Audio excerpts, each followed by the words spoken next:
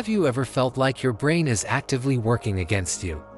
You know you need to study, hit the gym, or finish that important project, but instead, you find yourself scrolling through your phone for hours.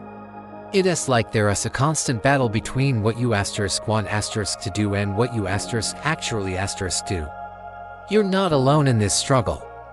This feeling of being stuck, of choosing easy pleasure over long-term success, is something almost everyone experiences. But what if I told you there's a way to rewire your brain? A way to make it not just tolerate, but actually crave doing hard things. It sounds like a superpower, right? Well, it all comes down to understanding a tiny, powerful molecule in our brains called dopamine. You've probably heard of it. Dopamine is often called the pleasure molecule, but that's not entirely accurate. It's more like the motivation molecule. It's what drives us to seek rewards. When you eat a delicious meal, win a game, or get a notification on social media, your brain releases a hit of dopamine. This feels good, so your brain learns to repeat the actions that led to that feeling. The problem is, our modern world is a dopamine minefield. Social media, junk food, and endless entertainment are designed to give us quick, easy, and constant dopamine hits. This creates a vicious cycle. Our brains get used to this high level of stimulation, so everyday tasks, the hard things that don't offer an immediate reward, start to feel incredibly boring and difficult. Your brain's baseline for what's considered rewarding gets skewed. Think of it like this: if you eat candy all day, a healthy apple will taste bland. Similarly, if your brain is constantly feasting on easy dopamine, the satisfaction from completing a difficult task just can't compete. So, how do we fix this? How do we make our brains crave the apple instead of the candy? The secret lies in a concept called a dopamine detox. Now, this might sound intimidating, but it's simpler than you think. It's not about eliminating all joy from your life. It's about consciously reducing your exposure to these high dopamine, low-effort activities for a period of time. This allows your brain's reward system to reset. It's like hitting the refresh button on your motivation. Let's break down how you can actually do this. The first step is to identify your personal dopamine triggers. What are the activities you turn to when you're bored, stressed, or just trying to avoid work? For many of us, it's mindlessly scrolling through Instagram or TikTok. For others, it might be binge-watching Netflix, playing video games, or snacking on sugary foods. Be honest with yourself. Write down a list of these activities. This awareness is the crucial first step. Once you have your list, it's time to schedule your detox. You don't have to go cold turkey for a week. Start small. Maybe you commit to one full day, like a Sunday, where you avoid all the items on your list. No social media, no video games, no junk food. It's going to feel strange. You're going to feel bored, restless, and maybe even a little anxious. This is a good sign. It means the reset is working. Your brain is searching for its usual fix and not finding it. So, what do you do during this time? This is where the magic happens. You fill your day with low dopamine, high-effort activities. Go for a long walk in nature. Read a physical book. Meditate or just sit in silence and let your mind wander. Tidy up your room. Prepare healthy meals for the week. These activities might not seem fun at first, but you'll notice something interesting. As the day goes on, your brain will start to find satisfaction in these simple things. The feeling of a clean room or the quiet focus of reading will start to feel genuinely rewarding. You're teaching your brain to find pleasure in effort again. After your detox day, you can't just go back to your old habits. The goal is to integrate this new mindset into your daily life. This brings us to the second key strategy: embracing the effort. A neuroscientist at Stanford, Dr. Andrew Huberman, talks about a powerful technique.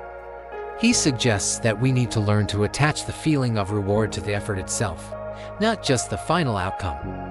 When you're pushing through a tough workout, instead of thinking "I can't wait for this to be over," tell yourself, "This struggle is making me stronger."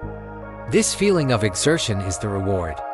By consciously framing the effort as the prize, you are literally hijacking your brain's reward system.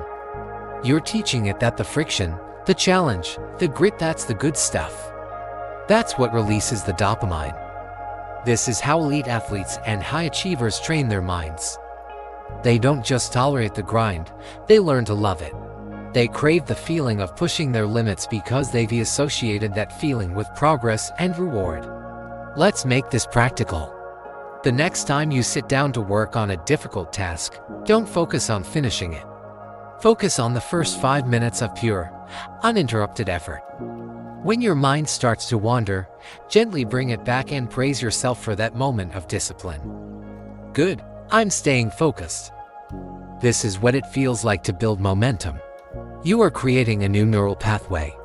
You're telling your brain, hey, this is important. This is what we should be chasing. The third and final piece of this puzzle is managing your rewards. The mistake many people make is rewarding themselves for doing a hard task with a high dopamine activity. For example, I'll study for an hour, and then I'll scroll on TikTok for 30 minutes. This undermines all your hard work. It reinforces the idea that the task is just a painful chore you have to endure to get to the real reward. Instead, your reward system needs to be internal and intermittent. After completing a challenging task, take a moment to acknowledge your achievement. Close your eyes and feel the sense of pride and accomplishment. Tell yourself, I did that. I pushed through the difficulty, and I did it. This self-generated praise is a form of dopamine, but it's one you earned. It's sustainable. It doesn't rely on an external source. Also, don't reward yourself every single time. Intermittent rewards are far more powerful for building habits. It's the same principle that makes slot machines so addictive. You never know when the payout is coming, so you keep pulling the lever. By not always expecting an external treat, your brain learns to value the internal satisfaction of the work itself, making the craving for the process even stronger. So, to recap, the path to making your brain crave hard things is a 3-step process. First, reset your baseline with a dopamine detox, reducing your exposure to easy and earned dopamine. Second, learn to embrace and find reward in the effort itself, reframing the struggle as the prize. And third, manage your rewards by focusing on internal satisfaction and using intermittent praise, rather than undermining your efforts with cheap dopamine treats. This isn't an overnight fix. It's a practice. It requires conscious effort and consistency.